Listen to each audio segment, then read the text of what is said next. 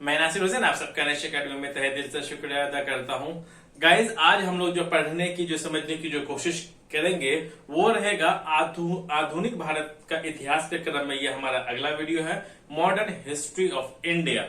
उसको हम लोग देखते हैं। इससे पहले मैंने बंगाल का गवर्नर जनरल और इंडिया का, भारत का गवर्नर जनरल के बारे में मैंने बहुत बेहतर ढंग से मैंने समझाने की मैंने कोशिश की थी। अब हम लोग यहां से आगे की तरफ प्रस्थान करेंगे। आज का जो हमारा जो टॉपिक रहेगा वो बात करेंगे हम लोग भारत के वायसराय या फिर वायसराय ऑफ इंडिया। इसमें हम लोग देखने की कोशिश करेंगे। इसमें टोटल जो वायसराय रहता है वो 20 रहता है, लेकिन 20 के 20 इंपॉर्टेंट नहीं है। जो मोस्ट इंपॉर्टेंट रहता है, जिससे सवाल बीपीएससी पीटी में या सीडीपीओ में या फिर अदर स्टेट का जो पीसीएस में जो रहता है, हम लोग उसको मतलब मेन फोकस पे रखेंगे। सो गाइस, अब हम लोग यहां से आगे बढ़ते हैं। सबसे पहले देख लेते हैं लॉर्ड कैनिंग। लॉर्ड कैनिंग जो है, यही भारत का आखिरी गवर्नर जनरल रहता है। जब 1858 में जब एक एक्ट आता है, तो उस एक्ट के तहत क्या करता है कि भारत का गवर्नर जनरल का पोस्ट खत्म करके उसी जगह पर एक पोस्ट बनाया जाता है जिसका नाम रहता है वायसराय। भारत का वायसराय। वायसराय का ही मतलब ही होता है कि रिप्रेजेंटेटिव ऑफ किंग, या फिर राजाओं का प्रतिनिधि को ही वायसराय बनाते हैं। क्योंकि आप सब जानते हैं कि 1857 के बाद भारत में जो है वो क्राउन रूल आ जाता है, जहां की ब्रिटिश पार्लियामेंट डायरेक्ट रूल करना चाहती है भारत में। तो उसके एक आदमी चाहिए जो कि उसके बदले में भारत में क्या कर सके, उसके बदले में भारत पे रूल कर सके। इसीलिए एक पोस्ट का बनाया गया जिसका नाम पड़ा वायसराय। सो कौन कौन इंपॉर्टेंट भारत के वायसराय हैं उसको हम लोग देखते हैं। जैसे मैंने अभी आपसे कहा कि टोटल वायसराय हमें कितने 20 पढ़ने हैं, याद रखना है। जो जो इंपॉर्टेंट है हम उसके बारे में पढ़ेंगे। चलिए जी, हम लोग पढ़ लेते हैं। पहला है लॉर्ड कैनिंग। लॉर्ड कैनिंग का जो एज अ वायसराय, इससे पहले यही भारत के आखिरी गवर्नर जनरल भी थे और भारत का पहला वायसराय यही था। जो वायसराय का जो टाइम रहता है वो 1856 से लेकर के 1862 तक, 1862 तक ये अपने पोस्ट में विराजमान रहते हैं। देखिए, 1857 का विद्रोह इन्हीं के ही टाइम पर हुआ था। इस बात को याद रखना कि एक सवाल यह भी बन जाता है कि 1857 का जो विद्रोह होता है उस टाइम पर भारत का जो वायसराय या फिर गवर्नर जनरल कौन रहता है, तो वो लॉर्ड कैनिंग ही रहता है। अब हम लोग देख लेते हैं अगला, वो है 1858 का अधिनियम पारित होता है या फिर पास एक्ट ऑफ 1858 इन्हीं के ही टाइम पर होता है। इन्हीं में ही भारत का गवर्नर जनरल का पोस्ट खत्म करके वायसराय का पोस्ट बनाया जाता है। इस बात को आपको याद रखना है। सो भारत का प्रथम वायसराय यही जनाब रहते हैं, क्योंकि भारत गवर्नर जनरल आखिरी यही रहता है, जैसे मैंने आपको पहले बताया, इसीलिए ये पहला ही रहता है। चलिए अब आगे देख लेते हैं। भारत परिषद अधिनियम 1861, क्योंकि 62 तक रहता है इसीलिए डेट इंपॉर्टेंट है, इसको रखिएगा। डेट से आपको पता चल जाता है कि कौन जनाब कितने कितने टाइम तक रहा। आ रही बात समझ में? कौन जो महाशय हैं कितने से कितने टाइम तक रहा, उसके बाद कौन आया, उससे पहले कौन आया, उसके इंपॉर्टेंट जो इवेंट्स हैं, जो महत्वपूर्ण घटनाएं हैं, क्या क्या रहता है उसको आपको याद रखना है, ताकि कि आपको क्वेश्चंस को कैच करने में बड़ी आसानी होगी। 1861 का जो भारतीय परिषद अधिनियम है यह पास होता है। Indian council act of 1868 passed इन्हीं के ही टाइम पे रहता है। एक सवाल और यहां से बनता है, आगे देख लेते हैं। भारतीय दंड संहिता पारित या फिर इंडियन पिनल कोड पास 1860 इसी में पास होता है। आपको यहां पर याद रखना है कि ये बहुत इंपॉर्टेंट क्वेश्चन बन जाता है, क्योंकि ये क्रिमिनल केसेस पे लगाया जाता है। बोलते हैं, आपने सुना होगा कि आईपीसी धारा इतना इस पे लगाया गया, चोरों पर अलग लगाया जाता है, गुंडागर्दी पर अलग लगाया जाता है। आ रही बात समझ में? अलग अलग तरह के जो क्रिमिनल्स होते हैं उस पे आईपीसी धारा ही लगाई जाती हैं। सो भारतीय दंड संहिता पारित इन्हीं के टाइम पर होता है। इंडियन पिनल कोड पास इन्हीं के टाइम में होता है 1860 में। विधवा पुनर्विवाह अधिनियम लागू, याद रखना है, क्योंकि विधवा पुनर्विवाह अधिनियम डलहौजी के टाइम पर एक्ट बनता है, लेकिन जो इंप्लीमेंट जो उसमें लागू किया जाता है ये इन्हीं के ही टाइम पर लगाया जाता है। सो विडो रीमैरिज एक्ट इनेक्टेड 1856, याद रखना है आपको 1856 में ही ये जो विडो रीमैरिज एक्ट को है वो क्या करता है, लागू कर देता है। मतलब इसी दिन इसी साल से ही क्या किया जाएगा, अब इसमें मतलब रीमैरिज मतलब जो विधवा होंगी उसकी दोबारा शादी की जा सकती है। चलिए, भारतीय उच्च न्यायालय अधिनियम 1861 पारित हुआ। इसका मतलब भारतीय उच्च न्यायालय अधिनियम 1861 इन्हीं के ही टाइम पर हुआ। और याद रखना है कि इंडियन हाई कोर्ट एक्ट 1861 पास इन्हीं के ही टाइम पर होता है।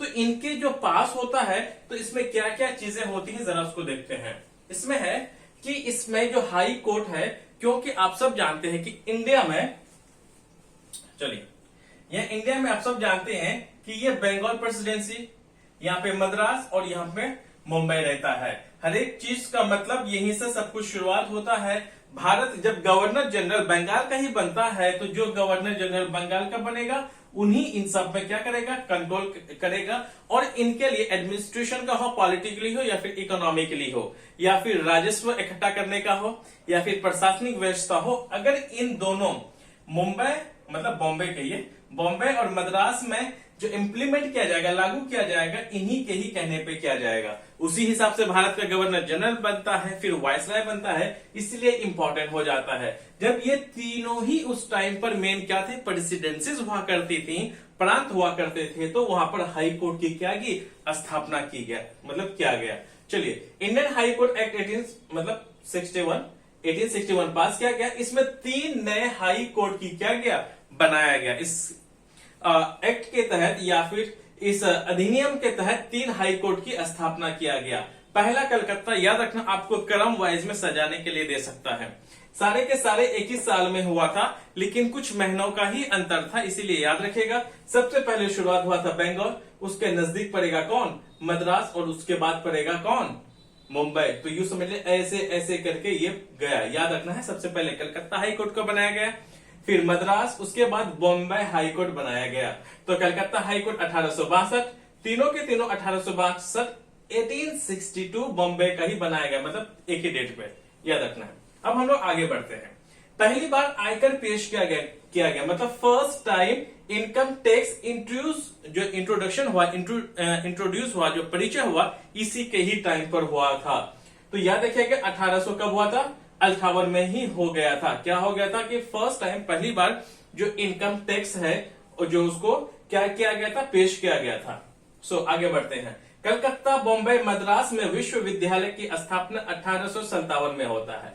1857 में ये 3 जगह ही बड़े बड़े यूनिवर्सिटीज बनाए जाते हैं। उन्हीं तीनों जगह पर बड़े बड़े यूनिवर्सिटीज या फिर विश्वविद्यालय बनाई जाती हैं, जहां पर क्या थे, हाई कोर्ट की स्थापना या फिर उसकी एस्टेब्लिशमेंट की गई थी।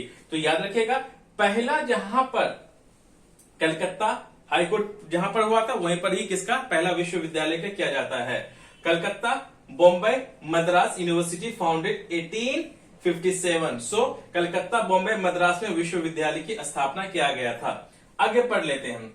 वेबगत सिद्धांत को समाप्त कर दिया गया, या अबोलिश्ड डॉक्ट्रिन ऑफ लैप्स, जो कि डलहौजी के द्वारा जो हड़प नीति जो चलाई गई थी, या फिर कैप्चर्ड पॉलिसीज जो डलहौजी द्वारा जो चलाया गया था, उनको इन्हीं के टाइम पर ही क्या कर दिया जाता है, उसे बंद कर दिया जाता है। इस बात को आपको याद रखना है, क्योंकि इसका बंद करने का ये तक 5th जो रिपोर्ट है वो पहुंचाया गया था इंग्लैंड, जो कि इसके बारे में देखा गया, तो फिर बाद में इस चीज को बंद कर दिया गया था। खैर, उससे सवाल पूछा नहीं जाता, जहां सवाल मतलब होता है हम लोग उसको देख लेते हैं। हमने लॉर्ड कैनिंग के बारे में कुछ इंपॉर्टेंट देख लिया कि 1857 का विद्रोह उनके टाइम पर हुआ, 1858 का अधिनियम पारित इसके टाइम पर ही हुआ।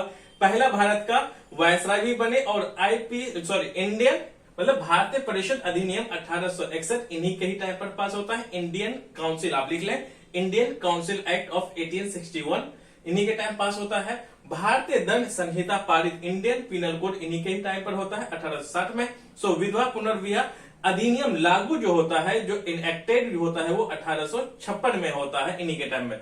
भारत उच्च न्यायालय अधिनियम 1861 इन्हीं के टाइम पर पास होता है और इसमें 3 नए नए हाईकोर्ट बनाए जाते हैं, कलकत्ता, मद्रास और बॉम्बे।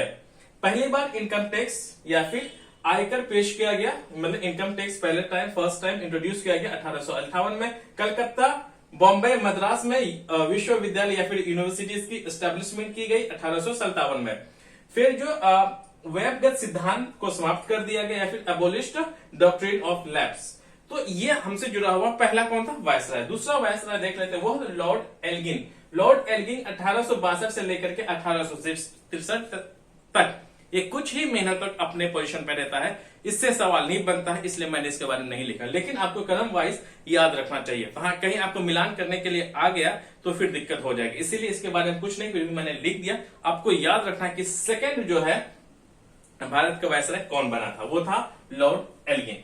अब तीसरे नंबर का जो वायसराय आता है वो है sir John Lawrence. Sir John Lawrence जो है 1864 से लेकर के 1869 तक 1869 तक ये अपने मतलब भारत के वायसराय के पोस्ट पर बने रहते हैं।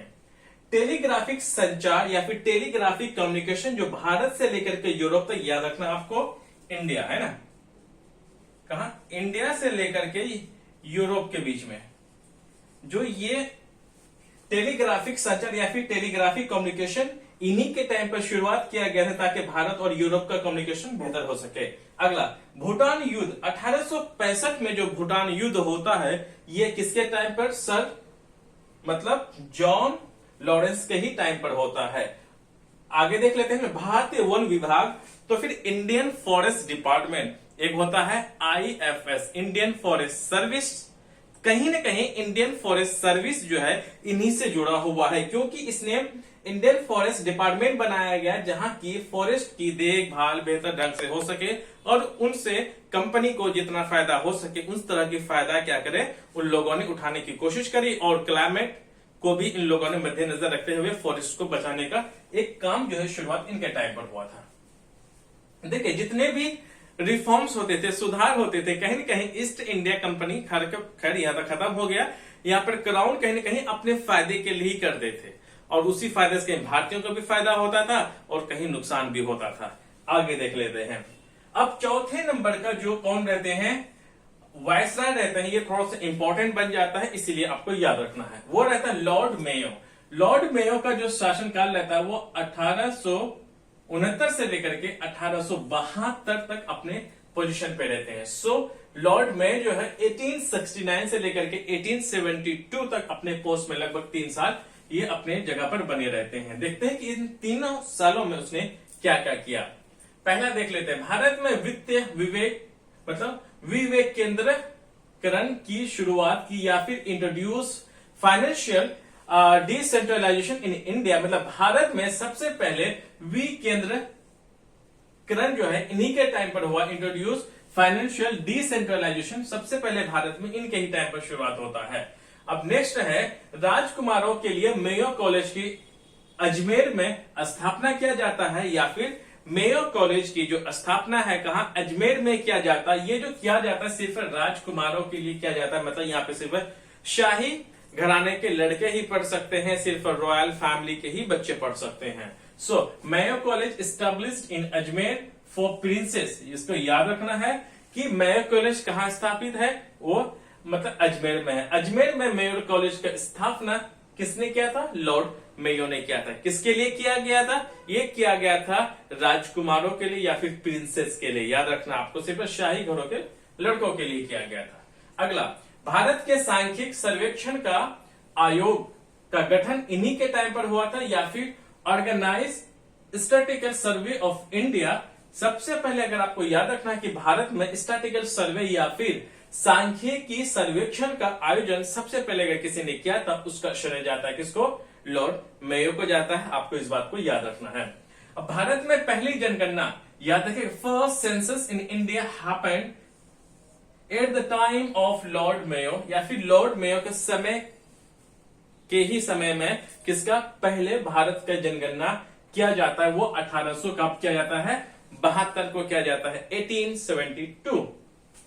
चलिए और भी देख लेते हैं। भारत में पहली कृषि और वाणिज्य विभाग की स्थापना या फिर first agriculture and commerce department established in India 1872। ये 1862 मतलब 72 में हुआ था। 1872 में इंडिया में कई सारी चीजें किया जाता है, क्योंकि लॉर्ड मेयो सिर्फ अपने पोस्ट में 3 साल के लिए ही रहते हैं, इसीलिए जो भी करेंगे वो लॉर्ड मेयो से जुड़े हुए वो 3 साल के अंदर में ही होंगे।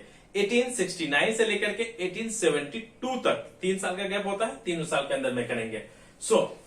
क्योंकि ज्यादातर वायसराय जो आता है जिस साल में वो बनता है, कभी वो साल के आखिर में बनता है, साल के पहले में बनता है, साल के बीच में बनता है, इसीलिए वो ज्यादा कुछ नहीं कर पाते। इसीलिए जिस साल वो अपना मतलब पोस्ट पर आते हैं उसका अगले साल से ही या फिर उसके अगले साल के बाद ही वो अपना जो काम है, इवेंट्स हैं, घटनाएं वो होते रहती हैं। इस बात को भी याद रखना है आपको। चलिए आगे देख लेते हैं। अब क्या होता है कि पोर्ट ब्लेयर जो कि किसकी, अंडमान निकोबार की जो कैपिटल सिटी है, इन्हीं के ही पोर्ट ब्लेयर में ही इसकी क्या हो जाती है, मृत्यु हो जाती है। इसको मारने वाला एक अफगान रहता है। याद रखना है फर्स्ट वायसराय जिसकी जो मर्डर है या फिर हत्या है वो भारत में किया गया था, तो याद रखना है उस कौन था वो, उसका था लॉर्ड मेयो है। लॉर्ड मेयो की हत्या है, जो मर्डर है वो भारत में होता है, पोर्ट ब्लेयर जो कि अंडमान निकोबार का कैपिटल सिटी है। आप लोग भली बात ही जानते होंगे अंडमान निकोबार के बारे में, उसी में इसको किया गया था 1872 में ही, याद रखना आपको। और इसको मारने वाला एक अफगान रहता है।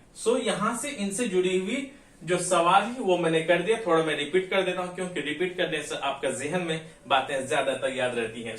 लॉर्ड मेयो 1869 से लेकर के 1872 में, और इन्हीं के टाइम में ही विकेंद्रीकरण या फिर फाइनेंशियल डिसेंट्रलाइजेशन इंडिया में इंट्रोड्यूस किया गया। राजकुमारों के लिए कॉलेज खोला गया अजमेर में, और साथ में भारत में सांख्यिकी सर्वेक्षण या फिर स्टैटिस्टिकल सर्वे ऑफ इंडिया का ऑर्गेनाइज इन्हीं के टाइम पर किया गया था। भारत में सेंसस या फिर जिसे हम बोलते हैं जनगणना, वो पहली बार होता है 1872 में। भारत में पहली कृषि और वाणिज्य विभाग की स्थापना 1872 या फिर एग्रीकल्चर और कॉमर्स डिपार्टमेंट भारत में जो एस्टैब्लिशमेंट किया जाता है वो इन्हीं के टाइम में किया जाता है 1872 में। फिर इसकी मर्डर जो हो जाता है 1872 में ही हो जाता है, क्योंकि इसके बाद यहां तक ये अपने पोस्ट पर 1872 में ही रहते हैं, इसीलिए उसी टाइम पर उसकी मौत हो जाती है। मतलब मौत के ही साथ इसका कार्यकाल खत्म ही हो जाता है। अगले पांचवा नंबर का जो वायसराय पढ़ते हैं वो रहता है लॉर्ड नॉर्थब्रुक। लॉर्ड नॉर्थब्रुक जो कि 1872 से लेकर 1876 तक रहता है। इसके कार्यकाल में कुछ ज्यादा बड़ा घटित होता नहीं है, इसलिए हम इसको इंपॉर्टेंट पीटी के नजर से हम इसको देखते नहीं है। चलिए अब देख लेते हैं छठा नंबर का लॉर्ड लिटन। लॉर्ड लिटन ये इंपॉर्टेंट है, 1876 से लेकर के 1880 तक।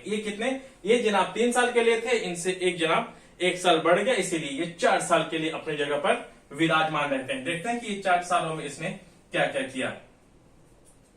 इससे देखना यह है कि 29 ब्रिटिश निर्मित सामानों पर शुल्क, मतलब उसमें टैक्स ड्यूटीज क्या कर दे, खत्म कर दे। या फिर 29 ब्रिटिश मैन्युफैक्चर्ड गुड्स, जो कि भारत पर जो कि चीजें बनाई जाती थी ईस्ट इंडिया कंपनी द्वारा, जो कि जब बाहर से ये एक्सपोर्ट करते थे, मतलब भारत से बाहर भेजते थे, तो उसपे शुल्क या फिर ड्यूटीज लिया करते थे।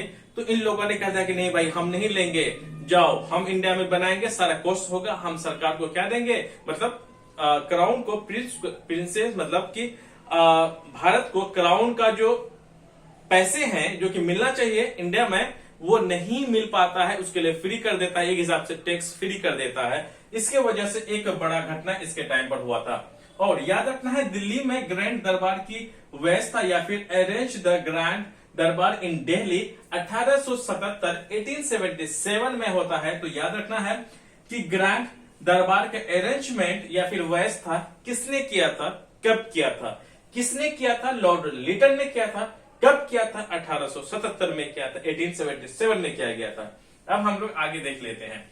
प्रथम बार अकाल आयोग की नियुक्ति की गई थी, क्योंकि 1877 में, इसी साल में 1877 में बहुत बड़ा एक फैमिन आता है इंडिया में। याद रखना है भारत में बहुत बड़ा फैमिन आता है, मतलब अकाल पड़ता है। उस अकाल को एक मद्देनजर रखते हुए लिटन ने क्या किया कि नहीं, अब हमें इसके लिए रख रखाव के लिए, बचाव के लिए हमें एक क्या बनाना चाहिए, हमें एक आयोग बनाना चाहिए। So appointed first time of famine commission, याद रखना है फैमिन कमीशन या फिर अकाल आयोग की नियुक्ति इन्हीं के ही टाइम पे किया गया था, जस्ट एक साल के बाद 1878 में। फैमिन आया था 1877 में, लेकिन उसकी गठन जो है एक साल के बाद होता है। हालांकि एक साल का टाइम नहीं लगता है, कुछ महीने का ही टाइम लगता है, लेकिन जो डेट बदल जाता है 1877 से लेकर के 1878, इसलिए हम लोग एक साल के मानते हैं, लेकिन कुछ महीने का हुआ था। खैर आगे की बात है।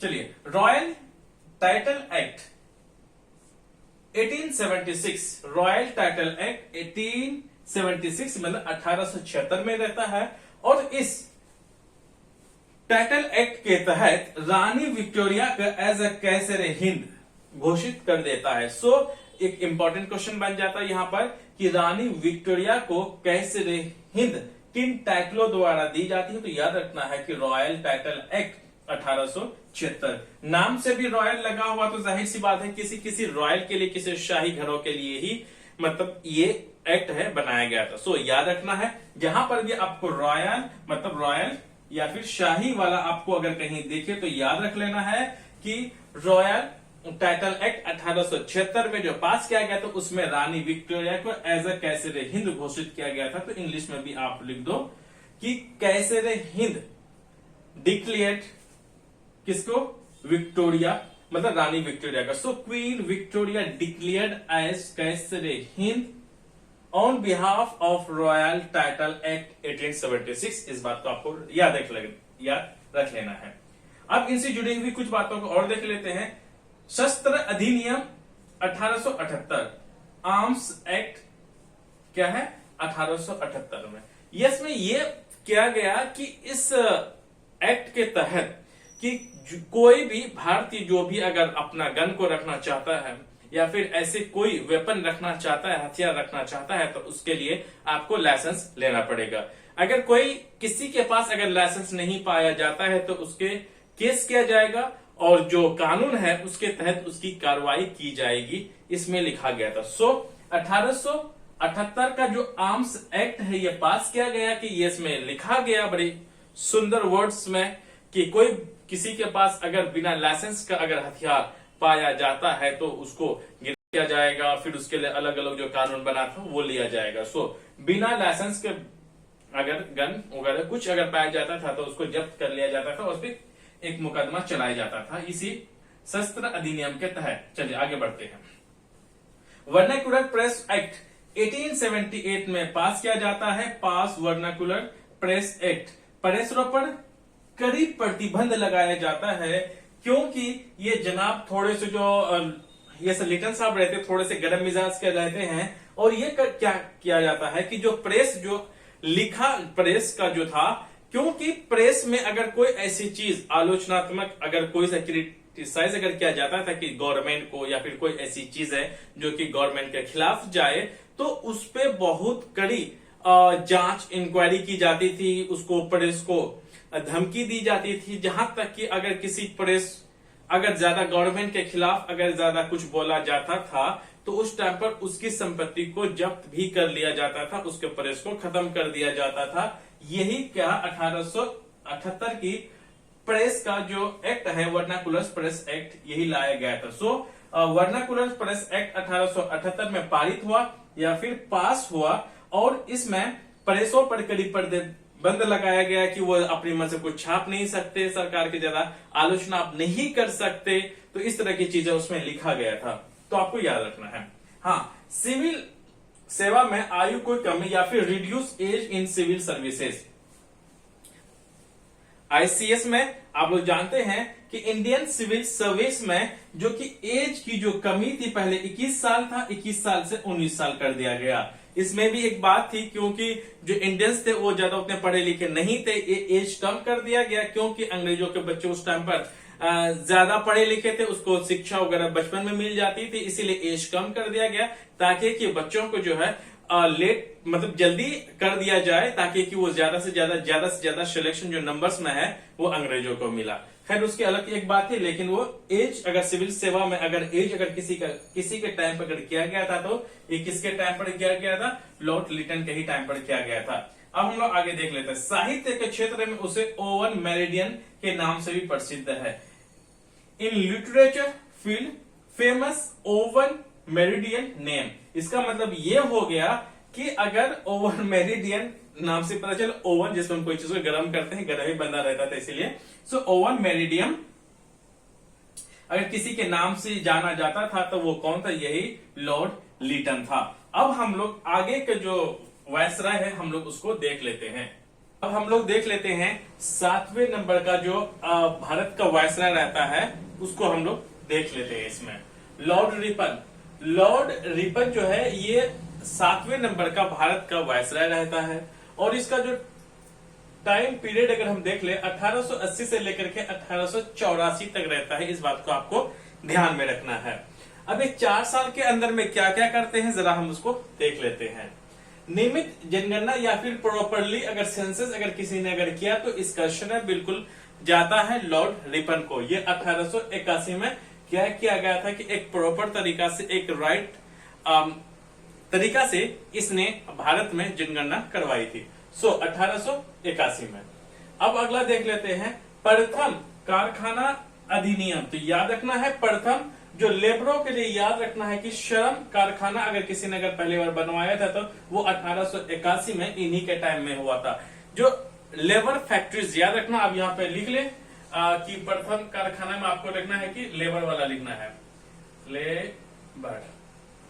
लेबर कारखाना बनाई गई थी या फिर लेबर फैक्ट्री बनाई गई थी ताकि कि जो लेबरों की जो कंडीशंस हैं ताकि वो सर्वाइवल है वो बेहतर ढंग से कर सके, अपनी जीवन व्यापन बेहतर ढंग से कर सके। इसीलिए लेबर फैक्ट्री या फिर श्रमिक जो कारखाना है उसका स्थापना किसने किया था? लॉर्ड रिपन ने किया था। और कब किया था? और किया था 1881 में किया गया था। अगला देख लेते हैं। स्थानीय स्वशासन का संकल्प या फिर एक रेजोल्यूशन लाया था कि सेल्फ गवर्नमेंट 1882 में, कि इसे सेल्फ गवर्नमेंट या फिर स्वशासन का जो संकल्प जो इसने लाया था तो इससे क्या होगा कि जो लोकल जो एरियाज थे उसमें गवर्नेंस या फिर गवर्नमेंट या फिर जो जिसे आज के टाइम में हम लोकल गवर्नमेंट कहते हैं जो कि पंचायती राज वगैरह आता है, तो इन्हीं के टाइम पर शुरुआत किया गया था।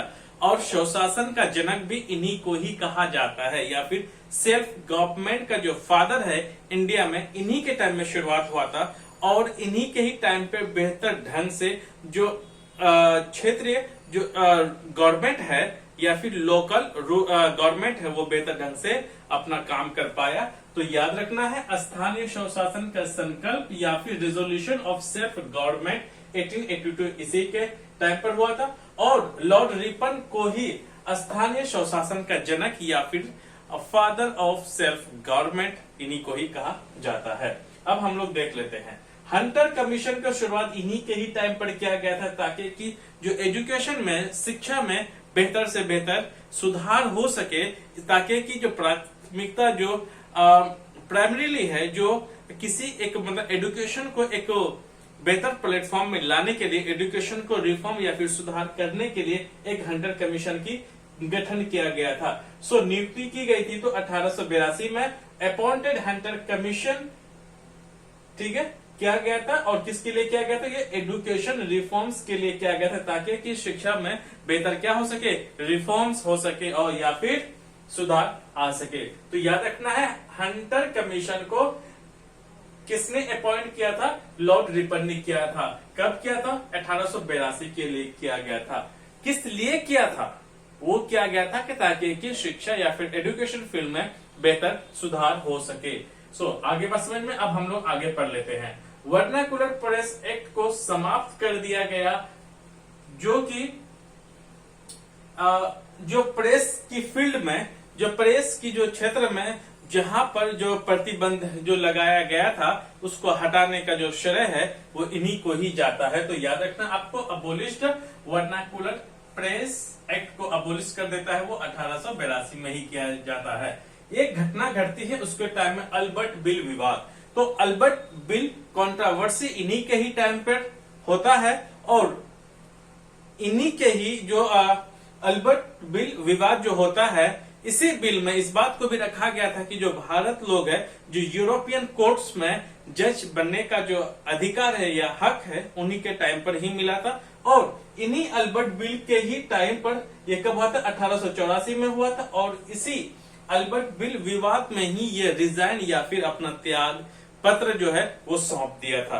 तो आपको याद रखना है कि अल्बर्ट बिल का जो विवाद है या फिर अल्बर्ट बिल कंट्रोवर्सी एडॉप्टेड या फिर जब हुआ था, तो ये घटना घटित हुआ था 1884 में घटित हुआ था। अल्बर्ट बिल का विवाद जो है किनसे है, लॉर्ड रिपन से है, इस बात को याद रखना है। और इसी अल्बर्ट बिल विवाद में ही ये अपना रिजाइन या फिर त्याग पत्र सौंप दिया था। सो गाइस, इस वीडियो को मैं यहीं पर मैं स्टॉप करता हूं क्योंकि वीडियो कहीं लंबी ना हो जाए। सो गाइस, इसके बाद हम लोग लॉर्ड डफरिन से हम लोग अगली जो वीडियो है हम लोग वहां से शुरुआत करेंगे। So guys, thank you very much.